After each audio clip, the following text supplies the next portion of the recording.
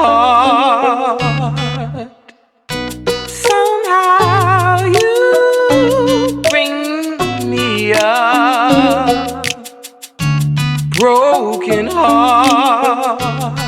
Huh? You're in control, Allanah. Today, I'm going to be going over some red flags that might not be so obvious, that might not seem so obvious to look for in a man, and also some ways that you can try and get back in touch with your intuition, because I understand that a lot of women have lost touch with their intuition.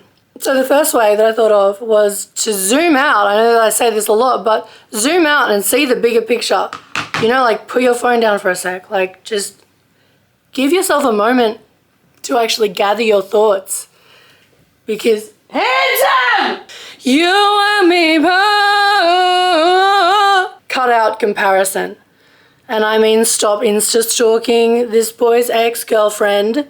Stop. Put the phone down. Stop. Stop. You need to just completely stop thinking about it like I'm more or less beautiful or physically attractive. Handsome! I'm gonna kill you! Just stop comparing yourself to anyone else, because you can't view the world like that. Like, you are completely unique. So you can't compare yourself to anyone else, because it's just dangerous to think that way. Personally, I have limited the time that I will spend deciding on a photo to post and editing it. The time that I will spend on that is 15 minutes. And sometimes I go over, but any more than 15 minutes and you are going to be spiraling. I'm pretty good with vulnerability, I think, because rejection kind of bounces off me these days.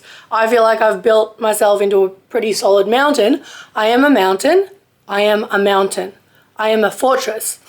And so I take rejection fairly well. And that just might be like the smallest thing, you know, like extend yourself just a little bit more than what you would feel comfortable usually doing, and say to an old friend or something, hey, I miss you.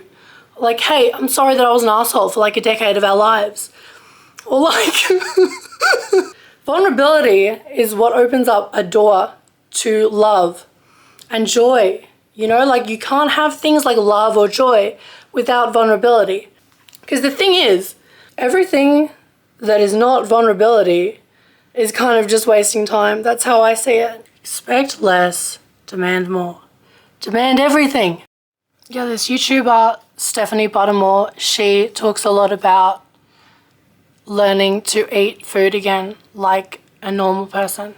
So that was a process that I went through a few years ago. It's called going all in. It's about learning to trust your intuition around food again, so that you don't have to control everything so tightly, because you don't really need to control everything so tightly. You're in control, Allanah. Oh, that's the other thing I want to talk about. Ah! Okay, I want to tell you another story, just because I want to give you an example of what you should be looking for in the dating world. Realistically, like the treatment that you deserve is the following. So I had a Frozen phase, and what I mean by that, I mean Frozen the movie. You know Frozen the movie? You probably have kids. Maybe you know kids who went through a Frozen phase. Well, I also went through a Frozen phase. And Jade, the healing crystal I dated, he supported me through my Frozen phase, and it was not a minor thing. Like, I was watching Frozen around the clock. I was playing the soundtrack like full volume and singing let it go, let it go. He watched the movie with me all the time. He let me sing at the top of my lungs the Frozen soundtrack all the time until I got it out of my system. And so that is what you should be looking for as the bare minimum. You should find yourself a man who will support you through your Frozen phase without complaining. If you go on a date with a guy and he is not nervous at all, that should be a red flag. Like when you first meet a guy, or if you go on a first date with a guy and he's not nervous at all, that should be a red flag. Because you're beautiful and you're incredible, you know, like you're stunning and incredible, and he should be nervous. So if he's not nervous, it probably doesn't mean that he's the coolest guy on the planet.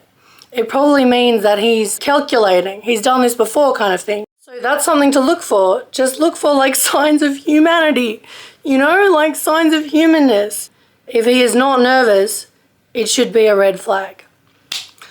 Another thing to be aware of when you're dating is that, especially like with Tinder and that these days, there are going to be loads of people who you meet and they probably don't actually like you for you. They probably only like you for their ego, you know, and you've met those people. And who are they? They're the kind of people who you kind of exchange a few messages with and then they kind of drop off the face of the earth, or one of you drops off the face of the earth, because they kind of only just wanted the ding, ding, ding, like the satisfaction of being like, well, I could get this person, you know?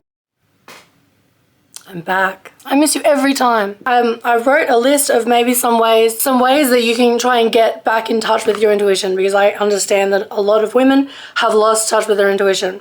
These days, we can be somewhat unrealistic with our expectations of people.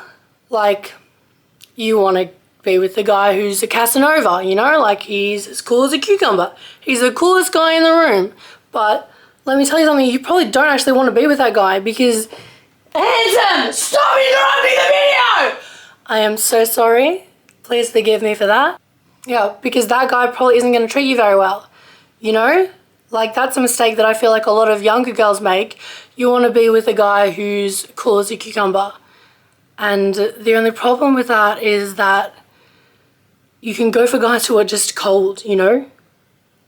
Cold men tend to get a lot of women. And I mean, like, their hearts are cold. Handsome!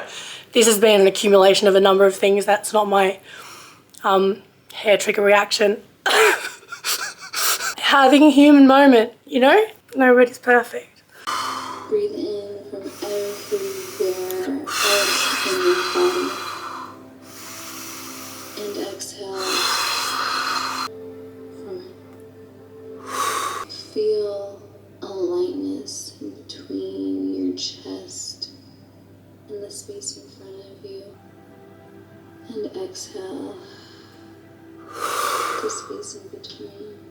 You're in control, Allanah. Breathe in and evolve through this dimension. Now, I've written 5 steps to get back in touch with your intuition. So the first one is zoom out and see the bigger picture to reset. So a way that I personally do this is by watching shows on TLC, you know, the lifestyle channel, like extreme couponing, for instance, because it reminds me that not everyone is beautiful and famous, you know, like even though Instagram might make it seem that way, not everyone is beautiful and famous. Now, number 2 is to cut out comparison. So just stop viewing the world through that lens. Like, stop viewing the world in a way that says, I am less beautiful or more beautiful than other people, because we're all just beautiful in different ways. You know, like, we're all so unique. We all are beautiful in different ways. You can't view the world in a way where you see that you are more or less than other people.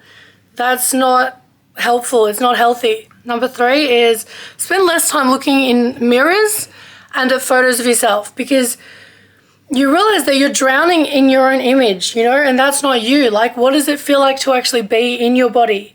You know, like, stop obsessing over how you look, because it's not helpful and it's not healthy. And you are so much more than how you look. Number 4 is give up on trying to lose weight and give in.